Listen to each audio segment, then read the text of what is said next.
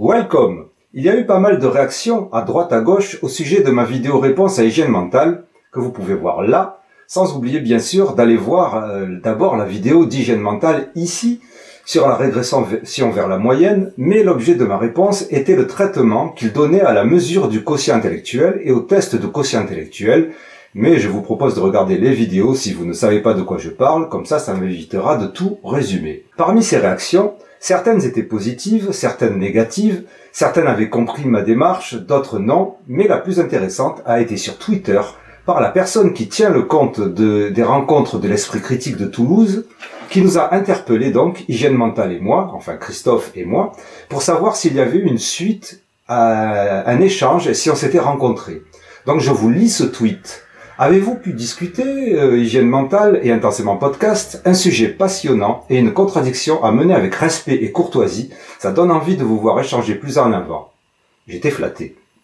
Et il tag aussi Franck Ramu, en disant « Franck Ramu a déjà abordé le sujet avec les rencontres de l'esprit critique, donc nul doute que nous poursuivrons, merci à vous deux. » En effet, j'avais déjà utilisé un extrait de la conférence de Franck Ramu aux rencontres de l'esprit critique pour appuyer mon argumentation sur le fait que le quotient intellectuel était stable et fiable et qu'il nous semblait, puisqu'en fait je résumais les commentaires de plusieurs personnes, que la vidéo d'hygiène mentale laissait planer un doute ou une confusion, au moins sur ces sujets. Donc je réponds d'abord que je ne connais pas hygiène mentale, que je n'ai pas de lien direct, mais que j'avais envoyé un message sur Messenger avant la sortie de la vidéo et que j'attendais une réponse. Mais que, en tout cas, sa vidéo donne pas mal de pistes à explorer sur la mesure du QI, et je vais terminer par merci pour votre travail. Nous avons une première réponse de Franck Ramu, qui dit « Je ne vois pas la vidéo de Christophe comme une remise en cause de la fiabilité et de la validité des scores de QI. Le phénomène de régression vers la moyenne est bien expliqué et s'applique indiscutablement au score extrême de QI. Point. » Alors, de ce point de vue-là, je suis entièrement d'accord, le phénomène de la régression à la moyenne est tellement bien expliqué que je l'ai enfin réussi à le comprendre, et plein d'autres personnes aussi, et que le phénomène de régression à la moyenne s'applique aussi au score de QI, ça me paraît évident, et je précisais donc mon point de vue en répondant « Merci de votre réponse. Comme je l'ai peut-être mal dit sur ma vidéo réponse, ce sont les intonations, analyses et quelques confusions qui peuvent amener les followers à des mauvaises interprétations. Pas de procès d'intention ici. Je n'ai jamais pensé un seul instant que le but d'hygiène mentale était de détruire ou de remettre en cause la fiabilité et la stabilité du QI.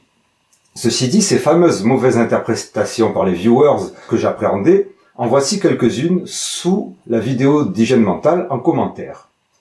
Je te remercie pour l'intervalle de confiance sur le QI. J'ai fait quelques recherches assez molles sur le sujet et je n'avais jamais réussi à trouver un résultat sur la variance individuelle de la mesure qui est beaucoup plus grande que ne le laissent entendre les psychologues. Christophe parlait d'intervalle de confiance, c'est-à-dire cette marge d'erreur lors de la mesure de QI, et donc Christophe a donné la mesure de plus 7 et moins 7. Bon, il se trouve que ce n'est pas le bon chiffre, qui en général est plus 5, moins 5, et que je viens d'apprendre tout récemment, je vous expliquerai bien plus tard, que lors des très hauts QI, il est même moins de 5. Mais malheureusement, il y a des gens maintenant qui pensent que c'est le chiffre, et qu'en plus la variance individuelle de la mesure de QI peut être énorme, et qu'en plus les psychologues nous le cacheraient. Et on se retrouve avec un deuxième commentaire qui dit « Zebra, mort de rire, mais sérieusement les tests de QI c'est vraiment de la merde, des fois tu as des marges d'erreur de 25 points, c'est nimp !» Alors je sais absolument pas où il a pris cette idée d'erreur de 25 points, à part peut-être dans la confusion de certains propos qu'il a pu voir dans cette vidéo. Mais je ne vois pas où il peut prendre le 25 points. Je ne m'en souviens plus en tout cas. Troisième commentaire par exemple. Déjà que le QI, ça mesure qu'une partie de l'intelligence générale, mais alors en plus, le résultat est assez aléatoire. Et là, on vient carrément à dire que le résultat est aléatoire. C'est-à-dire, tu pourrais être déficient, tu pourrais être dans la moyenne, tu pourrais être au QI. Mais alors, le commentaire dont je pense qu'il serait, qu'on peut le décrire le plus, Idriss Aberkan, puisque c'est un commentaire, non pas sous la vidéo d'hygiène mentale cette fois-ci, mais sous une vidéo qui critiquait plus ou moins le QI et qui faisait référence à Idriss Aberkan, magnifique référence, ce commentaire dit « En plus de la cloche de régression vers la moyenne, les tests ne comprennent pas la capacité de raisonnement. Ça, c'est directement pris à la vidéo et malheureusement, je ne sais pas quoi dire à part que c'est exactement ce qu'Hygiène Mentale dit. Entre parenthèses, on ne mesure pas du tout la capacité de raisonnement, la pensée rationnelle. Ça m'a toujours étonné. Il y a bien des tests pour ça, mais c'est pas intégré au QI, comme le CART par exemple. L'évaluation complète de la pensée rationnelle de Stanovich. L'intelligence, au sens du QI, ne contient pas la capacité de raisonnement d'un individu. Donc pour le coup, moi j'avais complètement zappé cette phrase lors de ma première vidéo réponse. J'avais juste fait allusion en disant que j'avais l'impression que les propos d'hygiène mentale donnaient à penser qu'on ne savait pas vraiment ce que mesurait le QI. Mais je n'avais pas développé, j'avais zappé, et je n'avais pas non plus parlé de la pensée rationnelle, parce que aussi j'attendais d'avoir des avis de spécialistes et d'avoir lu l'article en question et de l'avoir compris. Mais Franck Ramu, lui, avait lu l'article en question, et il a d'ailleurs répondu « J'ai envie de réagir sur l'affirmation les tests de QI ne mesurent pas la capacité de raisonnement. Ce n'est pas exact, plusieurs subtests verbaux, compréhension et non-verbaux, matrice similitude, testent la capacité de raisonnement. Et donc, effectivement, les tests de quotient intellectuel mesurent donc une bonne partie de ce qu'on appelle le raisonnement. Donc il est difficile d'imaginer, de comprendre pourquoi Hygiène Mentale a sorti cette phrase. Moi, je pense que soit les spécialistes qu'il a rencontrés, dont il ne donne pas les noms, étaient peut-être pas de bons conseils, c'est très possible, mais aussi que c'est possible qu'il faut en déduire que c'est un amalgame entre capacité de raisonnement et raisonnement rationnel ou pensée rationnelle, ou alors que Christophe d'Hygiène Mentale pense que la capacité de raisonnement est inclue dans la capacité de raisonnement rationnel. Je ne sais pas. Mais en tout cas, ça pose de très bonnes questions. Savoir s'il est possible de mesurer la capacité de raisonnement rationnel, de l'inclure dans les tests de QI. Et là, Franck Ramu lui répond « Ce qui est vrai, c'est que la rationalité en tant que telle n'est pas directement testée. C'est qu'elle est difficile à définir et à tester. La proposition de Stanovich reste imparfaite et n'a pas les qualités psychométriques permettant l'intégration dans une batterie de QI. » Il y a une réponse à moi en dessous qui a été assez rapide. En me relisant, je me trouve un peu dur, mais bon, c'est comme ça, je l'ai écrit, c'est comme ça que je l'ai ressenti.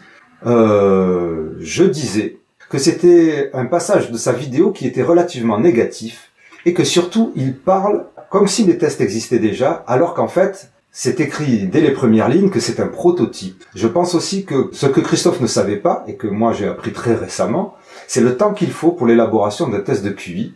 Et étant donné que ce prototype a été fait en 2016, il y a très peu de chances pour qu'il soit intégré dans un test de QI, même s'il était accepté, même s'il était validé, qu'il soit intégré en quelques années. J'ai d'ailleurs fait une vidéo avec Stéphanie Aubertin qui parle de l'élaboration des tests de QI, du temps qu'il faut, de l'énergie qu'il faut, du nombre de personnes qu'il faut, de l'argent qu'il faut. Et tout ça, c'est énorme. Ça prend plusieurs dizaines d'années. Et ne serait-ce que pour changer quelques items, ça prend 10 ans. Donc, ça me paraît très compliqué d'inclure un test de pensée rationnelle, surtout qu'il n'est pas encore validé, que c'est un prototype.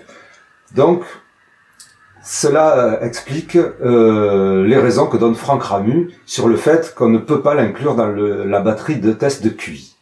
Donc, la psychométrie, c'est la science qui étudie l'ensemble des techniques de mesure pratiquées en psychologie, ainsi que les techniques de validation et l'élaboration de ces mesures. Et ça tombe bien, si vous voulez comprendre un peu plus sur ce sujet, la semaine prochaine sortira l'entretien sur cette même chaîne, intensément, avec Livio Tridoli qui nous parlera de l'intelligence émotionnelle et du pourquoi, du comment elle n'est pas non plus mesurée dans les tests de QI. C'est un passionné de psychométrie, c'est un vulgarisateur aussi, et vous verrez, il va nous expliquer de long en large et en travers tous les travers justement qui se mettent sur le chemin de concepts avant que ces concepts-là soient mesurables ou avant qu'ils ne soient pas mesurables s'ils n'ont pas les qualités requises. Comme le dit Franck Ramu, il faut que chaque composant du concept ou de la proposition soit bien défini. Ça aussi, c'est un truc que j'ai découvert avec les recherches en psychologie et en psychométrie, c'est que les définitions employées ne sont pas les mêmes définitions que celles que nous aurions dans la vie de tous les jours. Donc, il faut pouvoir trouver la bonne formule et la bonne phrase qui décrivent exactement quelque chose qui puisse faire consensus et qui puisse être mesurable. Ensuite, il faut pouvoir les mesurer sans qu'il y ait de biais et sans que, au final, on découvre que ce qui est mesuré est aussi déjà mesuré par quelque chose qui existe déjà. Par exemple, pour le cas du QI, un item ou un indice qui existerait déjà et qui mesurerait la même chose que ce que l'on est en train de mesurer en pensant mesurer quelque chose de nouveau pour la pensée rationnelle. Et si jamais cela se recoupe, il faut aussi que ça rajoute quelque chose, parce que si cela ne rajoute rien, ça sert à rien de faire 2 fois la même chose. Mais tout ça fait que ce fameux test de pensée rationnelle, nous allons le voir quelques minutes tout à l'heure, parce que j'aimerais bien partager avec vous ce que j'en ai compris, mais je pense surtout que je vais en faire une vidéo spéciale dessus, parce que c'est vraiment super intéressant, et j'aimerais bien le faire avec un spécialiste, avec un expert ou une experte, qui puisse valider ce que j'en ai compris. Cela va au-delà de mes connaissances, déjà premièrement, et deuxièmement, c'est vraiment super. Je remercie Hygiène Mentale de nous avoir fait découvrir ce domaine-là, de la recherche, même si pour l'instant, ça n'est toujours pas considéré comme valide. Mais avant de passer à cet article, on va finir avec cette conversation sur Twitter. Et donc, vous savez, sur Twitter, les conversations sont souvent croisées, entrecroisées, on revient souvent en arrière, il y a des réponses sur des questions antérieures. Donc, nous avons la Franck Ramu qui donne un lien sur une de ses vidéos qui concerne la stabilité des scores de QI tout au long de la vie. Un de ces articles que sans doute beaucoup d'entre vous connaissent déjà. Et nous avons les rencontres de l'esprit critique qui remercient Franck Ramu et tout le monde. Et moi aussi, je remercie tout le monde d'ailleurs, tant qu'à faire. Et nous avons une réponse d'Hygiène Mentale qui dit « Merci pour ces précisions. En effet, les mesures de QI sont étonnamment stables dans le temps et en dispersion intra-individuelle et ces effets ne deviennent importants que lorsqu'il est question de valeurs extrêmes, mais c'est justement ces valeurs-là qui intéressent les gens. Alors, déjà, je trouve que c'est très honnête intellectuellement de la part d'Hygiène Mentale de reconnaître qu'il y a eu peut-être un malentendu. Et par contre, moi, je réponds... Par la suite, d'ailleurs, je réponds avec un tweet que oui, ce sont ces valeurs-là qui intéressent, mais que là aussi, il me semble que la stabilité est aussi confirmée pour les valeurs extrêmes. Enfin, je pense. Et je viens d'avoir une sorte de confirmation avec un entretien que je viens juste de finir hier avec Nathalie Boisselier, qui enseigne la passation des tests de QI à des étudiants en psychologie. Mais ça serait trop compliqué pour moi de vous l'expliquer, je ne suis même pas sûr de l'avoir compris. Il va falloir que je le réécoute pendant le montage.